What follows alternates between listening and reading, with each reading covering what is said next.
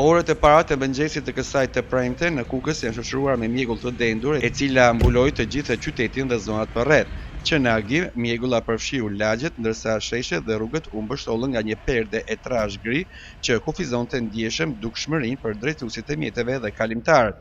Në disa segmente rrugore, sidomos në hyrje-daljet e qytetit dhe në rrugët që lidhin Kukësin me zonat përreth, dukshmëria ishte shumë e ulët, duke e bërë qarkullimin më të kujdesshëm për drejtuesit e automjeteve.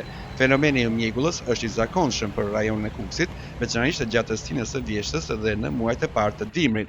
Pozita gjeografike e qytetit, i cili ndodhet në një login të rrethuar nga male dhe pranë liçenit të Fierzës, krijon kushte të favorshme për formimin e mjegullës, sidomos në orët e para të mëngjesit ku temperaturat janë më të ulta dhe lagështia në ajër është më e lartë.